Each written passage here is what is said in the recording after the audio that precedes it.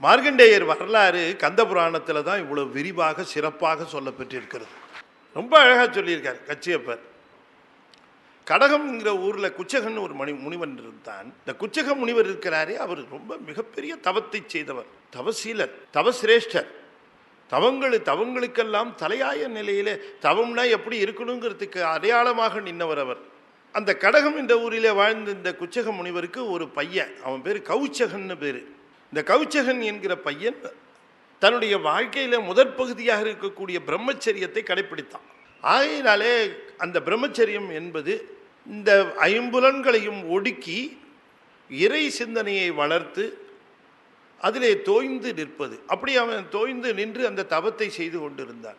அந்த பிரம்மச்சரிய பருவத்திலே அந்த தவத்தினுடைய முதற்கட்டம் அதை அவன் செய்து கொண்டிருந்த பொழுது அவனுடைய தேகம் ஒரு கல் போல ஆகிவிட்டது. அந்த கல் போல ஆனதனுடைய காரணம் என்ன என்று கேட்டால், தேகம் என்பது தனக்கு புறமானது, கருவிகரணங்கள் எல்லாம் தனக்கு புறமானது என்பதை திரும்ப திரும்ப திரும்ப திரும்ப சொல்லிக்கொண்டு அந்த தேகத்திலிருந்து தன்னை பிரித்து பார்த்து தெரியக்கூடிய ஒரு நிலையிலே விளங்கினார் அவன். ஆகையினாலே கல்லு போல இருப்பான். அந்த நேரத்திலே அந்த தவத்திலே இருக்கிற அவன் மேலே அங்கே வருகிற மிருகங்களெல்லாம் தன்னுடைய திணவை தீர்த்து கொள்வதற்காக அவன் மேலே தன்னுடைய உடம்பை தேய்த்து கொள்ளும். ஆனால் பார்வை போல இருக்கிறதுனாலே அதில் திணவு தீர்வதற்காக அவைகள்லாம் தேய்க்கிற பொழுது இவருக்கு ஒரு மாறுபாடும் ஏற்படாது. அப்படியே இப்போ கல் மாதிரி இருக்கும். இந்த அதிசயத்தை பார்த்து திருமால் தானாக வந்து பிரசன்னமாகி, உனக்கு இன்றிலிருந்து மிருக கண்டூயர் என்கிற அந்த தீக்ஷா நாமத்தை நாம் தருகிறோம். கண்டூயம்னா திணவுன்னு அர்த்தம். மிருகங்கள் எல்லாம் திணவு போக்கிக் கொள்வதற்காக தேய்க்கின்ற அந்த நிலையிலே கல் போன்று இறுகி போய் நீ தவத்தை செய்தார். உன்னுடைய தவம் ரொம்ப சிறப்பானது என்று பாராட்டினார். தவம் அந்த பூர்த்தியானது, அந்த பிரம்மச்சரிய தவம் பூர்த்தியானது. நேரா இல்லத்திற்கு வருகிறான் அவன். அந்த குச்சகனுடைய மகன் கௌச்சகன் தந்தையை வந்து வணங்குகிற பொழுது தந்தை கேட்கிறார், எப்படி இருந்தது உன்னுடைய அனுபவம்னு கேட்ட பொழுது திருமால் வந்தது, தனக்கு மிருக கண்டூயன் என்ற பெயரை வழங்கியது, எல்லாவற்றையும் சொல்லுகிறார். அவர் உடனே மகிழ்ச்சியாகிறார். சரியப்பா, நீ வந்து முதல் கட்டமாக இருக்கக்கூடிய பிரம்மச்சரியத்தை நீ தாண்டி விட்டாய், நீ இப்பொழுது திருமணம் செய்து கொள்ள வேண்டும் என்று சொன்ன உடனேயே அவன் சொல்லுகிறான், அப்பா, நான் உங்களை மறுத்து பேசுகிறேனே என்று தாங்கள் தவறாக நினைக்க வேண்டாம். வினைகளை பெருக்கிக் கொள்வதற்காக அமைந்ததுதான் வாழ்க்கை என்று நாம் தெளிவாக தெரிந்து கொண்டிருக்கிறோம். யாருக்கு துன்பம் அனுபவிக்க வேண்டும் என்கிற அந்த வினை தொடர்ச்சி இருக்கோ அவங்க தான் ஒரு பொண்ணு கண்ணில் படுவாங்கன்னார். இப்படி போய் ஒரு இன்பத்தை அனுபவிக்க வேண்டும் என்று நினைத்தால் இதிலே உண்மையான இன்பம் கிடைக்குமா? சிவம் என்று சொல்லக்கூடிய பெரும்பொருளில் அல்லவா சிவானந்தம் இருக்கிறது. அந்த சிவானந்தத்தை அனுபவிக்க வேண்டும் என்றல்லவா அந்த ஆன்மா முயற்சி செய்ய வேண்டும் அப்படின்னு அப்பாவை கேட்டார். அப்பா உடனே பதில் சொல்லலை. அவர் கொஞ்சம் யோசனை, இவன் தவம் செய்ய போய் நிறைய கற்றுக்கிட்டு வந்திருக்கிறான், இவனை எப்படியாவது பிரெயின் வாஷ் பண்ணணும்னு நினைக்கிறார். ஏன்னா அவருக்கு அந்த சந்ததி வரணுமா, சந்ததி விடுபட்டு போகக்கூடாது அப்படிங்கிறதுக்காக சந்ததி வரணும். அதுவும் இல்லாமல் குச்சக முனிவர் தன்னுடைய தவத்தினுடைய ஒரு மேன்மையினால என்ன உணர்ந்தார், அவருடைய குலத்திலே வந்த ஒருவன் இந்த உலகமே போற்றுகிற அளவிற்கு ஒரு செயலை செய்து காட்டுவான் என்று அதில் வந்துதான் அவருடைய ஞானத்து. இந்த சந்ததியில் வரக்கூடிய ஒருத்தன் இந்த உலகமே வியக்கும் அளவிற்கு, வியந்து போற்றுகிற அளவிற்கு மிகச்சிறப்பான ஒரு செயலை செய்து காட்டி அந்த சிவபெருமானுக்கே உரிய பேரன்போடு திகழ்ந்து நிற்பான் என்று அவர் உணர்ந்தாராம் ஞானத்தில். அதனால அந்த சந்ததியில் அந்த திருக்குமாரன் வரத்துக்குள்ளே பிரேக் ஆகிடக்கூடாது அப்படின்னு நினைச்சாராம். எப்படி போது பாருங்க, தவத்தினுடைய குச்சகனுடைய தவத்தினுடைய வலிமை ஒரு 4-5 சந்ததி கழித்து எப்படி குழந்தை பிறக்குங்கிறத தீர்மானம். அதுதான் சொல்ல வர்றார் இந்த தவத்தோட வலிமையை. அப்போ அவர் சொல்கிறாரு, நீ சொல்கிறது சரிதான், ஆனால் ஒரு விஷயம் தெரிஞ்சு என்னன்னு கேட்டால், இப்போ நம்ம தர்மம் என்ன பொழுது வைதிக தர்மம். இந்த வைதிக தர்மம் என்பது நீ வைதிக ஒழுங்குகளை கடைபிடிக்க வேணும்னா சகதர்மினி இல்லாமல் செய்ய முடியாது. எந்த ஒழுக்கமாக இருந்தாலும் எதை செய்வதாக இருந்தாலும் இல்லத்தரசி இல்லாமல் நீ செய்தால் யாரும் ஏற்றுக்கொள்ள மாட்டார்கள். ஆகையினாலே நாம் அந்த வழியில் வந்தவர்கள், நம்ம இந்த வழியில் வந்த பொழுது இப்படித்தான் நாம் செய்யணும். அதுவும் இல்லாமல் ஒரே ஒரு செய்தி நான் உனக்கு சொல்கிறேன். ஒரு லாஜிக்காக ஒரு பாயிண்ட் சொன்னார், அது என்னவோ கொஞ்சம் அக்செப்டபுளாக இருந்தது. சரி, நம்ம ஏற்கனவே செஞ்ச தப்புக்கு அது என்னவோ கொஞ்சம் சப்போர்ட்டிவாகவும் இருந்தது. சரி, இப்படி ஒரு செய்தி சொல்கிறார். அவர் என்ன சொல்கிறாருன்னா, நீ சொல்கிறதெல்லாம் சரிதான்ப்பா, ஆனால் ஒன்று தெரிஞ்சுக்கொள். ஒரு லாஜிக் சொன்னார், நம்ம ஒன்று இல்லறத்தில் இருக்கணும், இல்லை துறவரத்தில் இருக்கணும். நம்ம இல்லறத்தில் இருந்தாலும் சரி துறவரத்தில் இருந்தாலும் சரி எப்போவுமே ரைட்டாக தான் செய்வோம்னு சொல்ல முடியாது. தப்பு பண்ணுவோம். எங்கே தப்பு பண்ணுவோம்?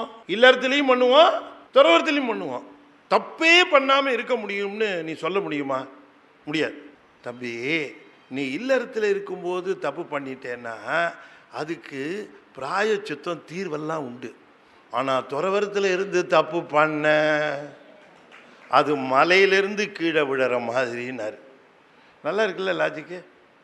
நீ அங்கே போய் தப்பு பண்ண திரும்ப மாட்டிக்குவ, கஷ்டம். நீ இல்லறத்தை ஒரு தர்மத்தோட அந்த ஒழுக்கத்தை செய்தவர்கள் எத்தனையோ பேர் இருக்கிறார்கள்.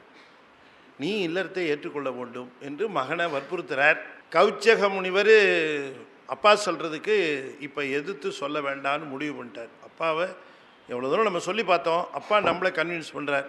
நம்ம அவரை கன்வின்ஸ் பண்ண முயற்சி செஞ்சோம், அவர் நம்மளை கன்வின்ஸ் பண்ணுறார். சரி, அவர் ஒரு முடிவுக்கு வந்தாராம். என்ன முடிவுக்குன்னா, சரி நான் எவ்வளவோ ஒரு முடிவெடுத்து நான் ஏதோ ஒன்று செய்கிறேன், ஆனால் அது என்னுடைய தந்தையை திருப்திப்படுத்துமா? திருப்திப்படுத்தாது. அப்போ தந்தையை திருப்திப்படுத்தாத ஒரு முடிவெடுத்து என்ன பயன் பண்ணுறது? அது தேவையில்லை. என்னுடைய தந்தையினுடைய திருப்தி தான் என் வாழ்க்கையினுடைய பயன் என்று ஒரு முடிவுக்கு வந்தார். முடிவுக்கு வந்து, சரிப்பா நான் திருமணம் பண்ணிக்கிறேன், ஆனால் ஒரே ஒரு நிபந்தனைப்பா. என்ன? கொடிய நரகத்தில் கூட வாழ்ந்துடலாம், சொன்ன பேச்சு கேட்காத மனைவியோட வாழ முடியாது. தனக்கு வரக்கூடிய மனைவி எப்படி இருக்கணும்னுட்டு கிட்டத்தட்ட 30 பாட்டில் சொல்கிறார். அப்படிப்பட்ட பெண்ணு கிடைச்சா நான் பண்ணிக்கிறேன், நான் பார்க்க மாட்டேன், நீங்கள் பார்த்து கொண்டாங்க, நான் பண்ணிக்கிறேன்ட்டு. அது வேற.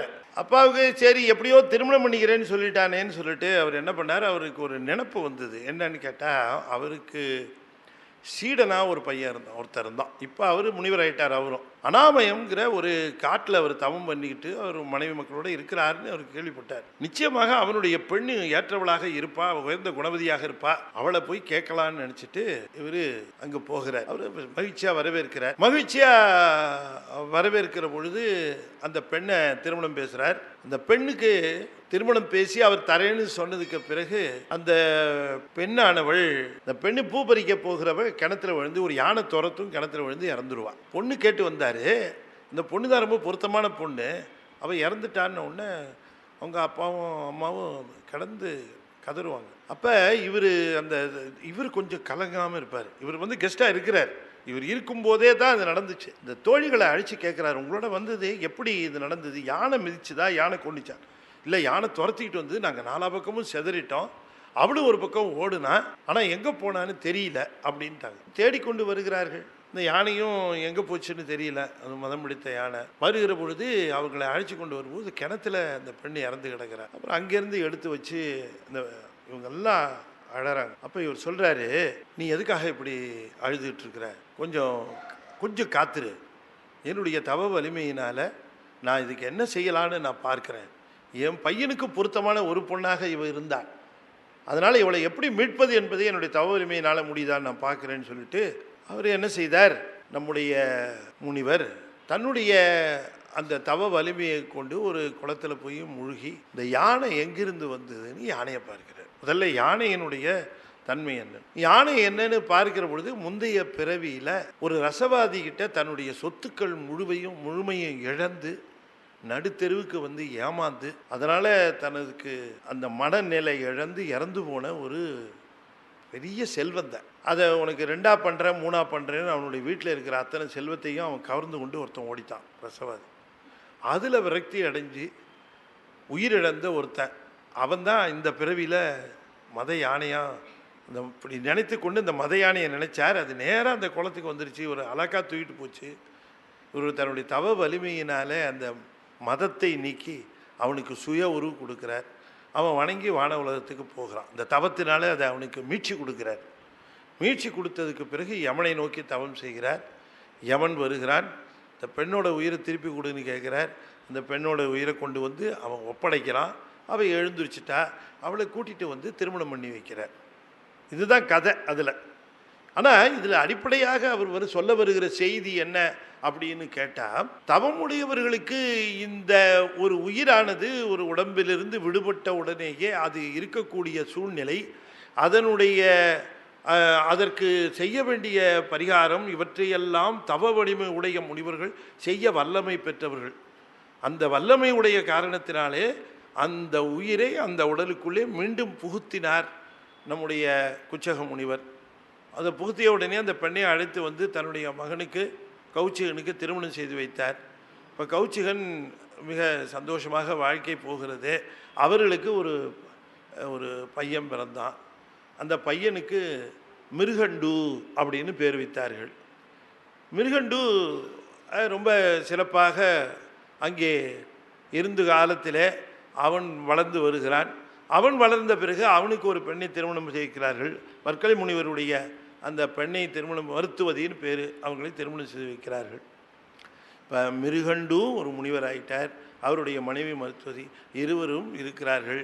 மற்றவர்கள் எல்லாம் அவங்க அப்பா எல்லாருமே அந்த வானப்பிரஸ்தம் பிரம்மச்சரியத்தை தாண்டி இல்லறம், இல்லறம் தாண்டி வானப்பிரஸ்தம், வானப்பிரஸ்தம் தாண்டி துறவரம்னு போயிடுவாங்க அவங்கவுங்க. இப்போ இல்லறத்தில் தன்னுடைய மகன் வந்து விட்டான், மகள் வந்துட்டா, மருமக வந்துட்டா, அந்த வாழ்க்கை நடந்துகிட்டு இருக்கிற பொழுது இவங்க பார்த்தீங்கன்னா அங்கே இருக்க மாட்டாங்க. அங்கேருந்து கிளம்பி வானப்பிரஸ்தம் போயிடுவாங்க. வானப்பிரஸ்தம் முடிஞ்சோன்னு துறவு போயிடுவாங்க. இந்த 4 ஸ்டேஜ் தவறாமல் கடைப்பிடிப்பார்கள். அந்த நிலையில் அவங்கெல்லாம் போன உடனே இவங்க 2 பேரும் இருந்தார்கள். மிருகண்ட முனிவருக்கு ஒரு சந்தான பாக்கியம் இல்லை. அதனால அவங்க இருவரும் என்ன பண்ணாங்க, நம்ம இந்த இடத்த காலி பண்ணிட்டு காசிக்கு போயிடுவோம். காசியில் மணிகர்ணிகை என்று சொல்லக்கூடிய ஆலயத்தில் வீட்டிருக்கக்கூடிய சிவபெருமானை நான் விடாமல் பற்றி கொண்டு எனக்குரிய மகனை பெறுவேன் என்று சொல்லிவிட்டு அங்கே வந்தார்கள் காசிக்கு. காசிக்கு வந்திருந்து அந்த மணிகர்ணிகை கோயில், கர்ணிகைன்னா இந்த தோடுன்னு அர்த்தம், மணின்னா தோட்டில் இருக்கக்கூடிய ஒரு மணி விழுந்துருச்சு, அந்த தோட்டிலேருந்து ஒரு மணி விழுந்துருச்சா அந்த ஊரில், அதான் மணிகர்ணிகை. இந்த மணிகர்ணிகை ஆலயத்தில் சிவபெருமானுக்கு ஊற்றத்தோடு அந்த தொண்டு செய்கிறார். ஊற்றத்தோடு தொண்டு செய்கிற பொழுது அந்த தொண்டு கொஞ்ச நாளில் தவமாக போயிடுது. கடுந்தவம் செய்கிறார். சிவபெருமான் வருகிறார், என்ன வேணும் அப்படின்னு கேட்டார். குழந்தை இல்லை அப்படின்னு. குழந்தை தரேன், ஆனால் 2 சாய்ஸ் இருக்குது, நீ தான் எடுத்துக்கணும் அப்படின்னார். சொல்லுங்கள் சாமி அப்படின்னார். சாய்ஸ் ஏ, பையன் 100 வயசு வரைக்கும் இருப்பான், ஆனால் அவனுக்கு ஏதாவது குறை வந்துடும். என்ன குறை இருக்குன்னு நான் சொல்ல முடியாது. ஏதாவது ஒரு ஊனம் இருக்கும், கண்ணு போயிருக்குமோ, காது போயிருக்குமோ, அல்லது வேறு ஏதாவது போயிருக்கும், ஊனம் இருக்கும், ஒழுக்கம் இருக்குமான்னு சொல்ல முடியாது. ஆனால் 100 வயசு வரைக்கும் இருப்பான். அது சாய்ஸ் ஏ. சாய்ஸ் பி, சிவபக்தியில் சிறந்து வழங்கும், சிறப்பான தேகம் பெற்றிருக்கும், ஆனால் ஆயுசு 16 வருஷம். சாய்ஸ் ஏயா பியா அப்படின்னு கேட்டார். எவ்வளோ டிஃபிகல்ட்டி இல்லை. அவர் டக்குன்னு என்ன டிக் பண்ணியிருப்பார், சாய்ஸ் பின்ட்டார், டிக் பண்ணிட்டார். ஓகே அப்படி போயிட்டார். குழந்தை பிறந்தது, வளர்ந்தது. 15 வருஷம் அழகாக போயிட்டு இருந்துச்சு. 16வது வயசு நெருங்கிச்சு. அப்பாவுக்கு அம்மாவுக்கு திக்கு திக்கு திக்குங்கு. ஏன் 16 வயசு தானே சொல்லியிருக்காரு, என்ன ஆகுமோ தெரியலையே, 16 வயசு நெருங்குது அப்படின்னு கவலைப்பட்டாங்க. 16 வயசு நெருங்கிச்சு. அப்பாவும் அம்மாவும் சாப்பிட்றதில்ல, மெலிஞ்சு போயிட்டாங்க தேகம். ஏன்டா இப்படி போனாங்க? இவர் தந்தைக்கும் தாய்க்கும் தினம் பணிவிடை செய்கிறவர், சரியாக சாப்பிட மாட்டேங்கிறாங்க, தேகம் அழைச்சி போச்சு, என்ன காரணம் அப்படின்னு புரியல. ஒரு நாள் அப்பாவுக்கும் அம்மாவுக்கும் தினம் திருவடி பூஜை பண்ணுவார். முதல்ல திருவடி பூஜை, அப்புறம் போய் சிவ பூஜை. தாய்க்கும் தந்தைக்கும் அமர வைத்து அவங்களுக்கு திருவடிகளுக்கு குளிச்சு எழுந்திரிச்சிட்டு வந்து அவங்க 2 பேரையும் அமர வச்சு அவங்க திருவடிகளுக்கு திருவடி பூஜை செய்துட்டு அதுக்கப்புறமா திருக்கோயில் போய் சிவ பூஜை பண்ணுறது. அதுபோலயும் ஒவ்வொரு நாளும் பூஜை செய்கிறவர் அவர். அப்பாவும் அம்மாவும் வர வர இழைச்சி போயிட்டே இருக்கிறாங்க, கவலை தோய்ந்த முகமாக இருக்கிறது அப்படின்னு பார்த்துட்டு ஒரு நாள் அந்த திருவடி பூஜை முடிச்சுட்டு கண்ணீர் விட்டான் அந்த பையன். இந்த அப்பாவும் அம்மாவும் கண்ணில் கண்ணீரை பார்த்தோன்னே, மகனே ஏப்பா அழற, நான் உங்களுக்கு இவ்வளவு நம்பிக்கைக்குரிய புத்திரனாக இருக்கணும்னு முயற்சி செய்து பார்த்தும் கூட உங்கள் நம்பிக்கையை முழுமையாக நான் பெறலையே, அதுதான் எனக்கு வருத்தமாக இருக்குது. நான் என்ன வினை செய்தனோ தெரியல, என்னுடைய தாயும் தந்தையும் என்னை நம்பலை அப்படின்னா. எப்படிப்பா சொன்னது, யார் சொன்னா உனக்கு? உன்னை நம்பாமல் நாங்கள் யாரை நம்புவோம்? பின்ன நீங்கள் உங்கள் மனசில் ஏதோ ஒரு கவலை இருக்குது, அதையே என்கிட்ட பகிர்ந்துக்கலை, அப்போ என் மேலே நம்பிக்கை இல்லைன்னு தானே அர்த்தம்? இல்லைப்பா, இப்போ சொல்லிடுறோம், உனக்கு 16 வயசு தான்னு ஆயுள் கணக்கு சிவபெருமான் சொல்லியிருக்க. பையன் அதிர்ந்து போயிடுவானோன்னு நினச்சிட்டு நிறுத்தி நிதானமாக சொல்கிறாங்க அவங்க. அதாவது 16ன்னா 16 வயசு ஆயுள் அப்படிங்கிற மாதிரி. ஏன் இப்படி இழுத்தெல்லாம் சொல்லிட்டுருங்க? மொத்தம் 16 வயசு தான் இங்கே இருக்க முடியும், அதுக்கப்புறம் இறந்து போய்டும், அப்படி தானே சொன்னார். என்னப்பா இப்படி சாதனை, இதுக்காக போய் இப்படி பயந்தீங்க என்னார்? யார்? அந்த குழந்தை. இதுக்கா பயந்தீங்க? என்னப்பா உனக்கு பயமா இல்லையா? இப்போ உங்களுக்கு அந்த வரம் கொடுத்தது யாரு? யாருமா? சிவபெருமான். அப்புறம் என்ன, வரத்தை மாற்றி வாங்கிக்குவோம். கொடுத்த வரம் கொடுத்த இறைவன் இருக்கிறான் இல்லையா, அவன்கிட்ட மாற்றி வாங்கிக்குவோம். முடியுமா? நான் வாங்குறேன்ட்டாரு. இவருக்கு இருக்க தைரியத்தை பார்த்தா அந்த 2 பேருக்கு தைரியம் வந்துருச்சு. 16வது வருஷம் கம்ப்ளீட் ஆக போகிற நாள் சிவபெருமான்கிட்ட போனார். கண்கள் முழுவதும் கண்ணீர் உகுக்க பெருமானை நினைந்து நினைந்து, நீதானே எனக்கு அப்பாவும் அம்மாவும், வேற யாரும் எனக்கு அப்பா அம்மா, தாயும் தந்தையுமாக இருக்கிற பெருமான் நீர், உம்முடைய கருணை இருக்கிற பொழுது எமக்கு என்ன கவலை? யாம் எதற்காக அஞ்ச வேண்டும்? எதற்கும் நான் அஞ்ச மாட்டேன். நான் வர தயாராக இருக்கிறேன். எனக்கு ஒன்றும் 16 வயசு 17 வயசு அதெல்லாம் எனக்கு கணக்கு கிடையாது. நான் வர தயாராக இருக்கேன். ஆனால் யமன் என்னை அழைத்து செல்லக்கூடாது. நீ வா, உன் பூதகணங்களை அனுப்பிச்சு வையே, சிவகணங்களை அனுப்பிச்சு வையே, நான் வரேன். ஆனால் யமனை அனுப்பித்து யமதூதர்களை அனுப்பித்து என்னை அழைத்து செல்லக்கூடாது. இதுதான் என் விண்ணப்பம் என்று சொல்லி பெருமானை ஆற தழுவி சிவபூஜை தன்னை மறந்து 5 எழுத்து மந்திரத்தாலே செய்தார். அந்த நேரம் 16 வயசு கம்ப்ளீட்டாக போகிற நேரம். Tick tick tick tick tick counter 0க்கு வரப்போகுது. பூமியில் விழுந்த உடனே நம்முடைய வயசு என்னவோ அதுலேருந்து ஆரம்பிக்கும் கவுண்டர். அது ஸ்டெப் டவுன் கவுண்டர், அது அப் டவுன் கவுண்டர். இப்போ நம்ம சிக்னலில் போய் நின்னா என்ன வரும்? 60, 59, 58, 57, 56 அப்படி தானே இறங்குது. அது மாதிரி நம்ம கவுண்டர் எப்படி இருக்கும்னா, நம்ம டோட்டல் வயசு 74னா 74, 73, 72, 71 வந்து 0 வந்தோன்னு வந்துடுவான். அப்படி தான் அங்கே இந்த 16ங்கிறது குறைஞ்சிக்கிட்டே வந்து 0க்கு வரப்போகிற நேரம். யாரங்கே அப்படின்னா யமன். போங்க. யம தூதர்கள் வந்தார்கள். அங்கேருந்து தூதர்கள் வந்தார்கள். தூதர் வந்தவுடனே ஒரு சிவபூஜையில் இருக்கிறத பார்த்தாங்க. இப்போ மும்புறமாக சிவபூஜை பண்ணுறாங்க. இவங்க சிவனை விட்டுட்டு அவரை வணங்கி அங்கேயே திருநீர் எடுத்து பூசிக்கிட்டு, எங்களுக்கு எப்படியாவது இந்த ஏரியாவிலிருந்து வேறு எங்கேயாவது ப்ரமோஷன் வாங்கி கொடுங்க சாமி, இந்த யமங்கிட்ட இருந்து குப்பை கொட்ட முடியல, எங்களுக்கு ஏதாவது ஒரு அருள் செய்யட்டு கிளம்பி போயிட்டாங்க. கூட்டம் வந்தாச்சா? அவர் சிவ பூஜை பண்ணிட்டு இருக்காருங்க. கிட்ட போகிறதுக்கே யோசனையாக இருக்குது. ஏப்பா காலன் இங்கே வா, இந்த பசங்கள்லாம் ரொம்ப ட்ரெயினி போல் இருக்குது, பயப்படுறானுங்க, நீ போ. அவன் வந்தான் காலன் வந்து பார்த்தவொடனே இவர் பண்ணுற சிவபூஜை, சாமி இருக்கிற அந்த சாநித்தியம் இதெல்லாம் பார்த்த உடனே தூரக்கேருந்தே உளுந்து கும்பிட்டுட்டே வரான். சாமி, எனக்கு மேல் அதிகாரியாக இருக்கிற யமனுக்கு நல்ல புத்தியை கொடு. நான் திரும்பி போகும்போது அவன் என்னை கண்டித்து கோவிச்சு எனக்கு எது தண்டனை கொடுத்துடக்கூடாது அப்படின்ட்டு திரும்பி போயிட்டான். காலன் கொண்டு வந்துட்டியா? இல்லை சாமி, அவர்கிட்டக்கே போக முடியல, பூஜை பண்ணிகிட்டு இருக்கார். சித்திரகுப்தா, அந்த மார்க்கெட்டை ஃபைல் எடுத்துகிட்டு வாப்பா. ஃபைல் எடுத்து சரியாக தானே நம்ம போகிறோம், ஆளுங்களெல்லாம் அனுப்புகிறோம். ஆமாம். அப்புறம் என்ன ஆளுக்கு போயிட்டு திரும்பி வந்துட்டு இருக்கிறானுங்க. சிவபெருமான் எவ்வளோ சார்? சிவபெருமான் 16 தான் சார் சொல்லியிருக்காரு. ரெக்கார்ட் ஆயிருக்கா? ரெக்கார்ட் ஆயிருக்கு. கொண்டாயா எருமை எண்ணம். இந்த எருமை வந்தது அருமையா ஏறி உட்கார்ந்தான். நேராக அங்கேருந்து அதை செலுத்திக்கிட்டு மணிக்கர்ணிக வந்து சேர்ந்தான். அடேய் சிறு வயலே அப்படின்னு இந்த சிவபூஜையில் இருக்கிற மார்க்கண்டேயரை எழுப்பினான். தவமுடைய முனிவராக இருந்தாலும், செல்வமுடைய செல்வர்களாக இருந்தாலும், அறிவு மிக்க ஞானிகளாக இருந்தாலும், வலிமை உடையவர்களாக இருந்தாலும் விதியினை வெல்வார் எவரும் இல்லை. அவங்கவுங்களுக்கு உரிய நாளில் இங்கேருந்து தான் கிளம்பி போயே ஆகணும். யாரும் நான் ரொம்ப படிச்சிருக்கேன் வாய்தா கேட்க முடியாது, நான் பதவியில் இருக்கிறேன்னு சொல்லி வாய்தா கேட்க முடியாது, நான் புகழ் உடையவன் கேட்டு வாய்தா கேட்க முடியாது. எந்த நாளில் இங்கேருந்து கிளம்பணுமோ அந்த நாள், அந்த நேரம், அந்த நொடி அங்கிருந்து கிளம்பித்தான் ஆகணும். நீ சிறு பையன், அதனால் உனக்கு விளக்கமாக எடுத்து சொல்கிறேன். நீ ரொம்ப சின்ன பிள்ளையாக இருக்கிறேன்ட்டு நான் ஏற்கனவே அனுப்பிச்சேன். என் சர்வன்ஸ் எல்லாம் திரும்பி வந்துட்டானுங்க, வா போகலாம். அவர் ஒன்றுமே கண்டுக்கல. ஓம் சிவய சிவ, ஓம் சிவய சிவ, ஓம் சிவய சிவ. நான் இவ்வளோ தூரம் சொல்லிக்கிட்டே இருக்கிறேன், இன்னும் ஏதோ மந்திரம் சொல்லிக்கிட்டு இருக்கிறேன். இதெல்லாம் சரிப்பட்டு வராதுன்னு நினைக்கிறேன். நாங்கள் அதுக்கு தான் இந்த ஆயுதத்தெல்லாம் எடுத்துகிட்டு வரோம். இங்கே இருக்கிறவெல்லாம் லேசில் வரானா விட மாட்டேன் நான். இங்கே இந்த பார், இந்த பக்கம் கயிறு, இந்த பக்கம் சூலம் எல்லாம் வச்சுருக்கேன். இது பாச கயிறு, உன் மேலே வீசி ஒன்று இழுத்துட்டு போகிறேன். இப்போ இவ்வளோ சொல்கிறேன், எனக்கு நீ பதில் சொல்ல மாட்டேங்கிறேன்னு வீசணும். கயிறு வீசினோடனே இவர் சிவலிங்கத்தை கட்டி பிடிச்சிக்கிட்டார். கயிறு போய் இவன் கழுத்தில் தான் வீசினான். அவர் போய் சிவலிங்கத்தை கட்டி பிடிச்ச உடனே அது சிவலிங்கத்தை மேலேயும் விழுந்தது. கூப்பிட்டியான்னு வந்துட்டார் வெளியில். ஏய் யாரு யார் சரியாக பார்த்தேன்? சாமி எங்கேயோ பார்த்த மாதிரி, கைலாயத்தில் நான் தெரியும். அவரா சாமி? எனக்கு அடையாளம் தெரியாது. சரி சாமி, நான் உண்மையிலே இவர் கூட்டு போகிறது அவர்களை பற்றி ஆசீர்வாதம் வாங்கலான்னு தான் சாமி வந்தேன். சாமி வெளிப்படுகிறார். யமன் எப்போ வருவான்னு சொல்ல முடியாது. தூங்கும் போதும் வருவான், முழிச்சிட்டு இருக்கும் போதும் வருவான். நம்ம தூங்கிட்டோம் நாளைக்கு காலையில் தான் வருவான்னு நினைக்காத. அவன் என்ன தபால் கொடுக்குறவரா, சரி காலையில் தூங்கிட்டாரு, நாளை காலையில் டெலிவரி பண்ணிக்கலான்னு போகிறதுக்கு.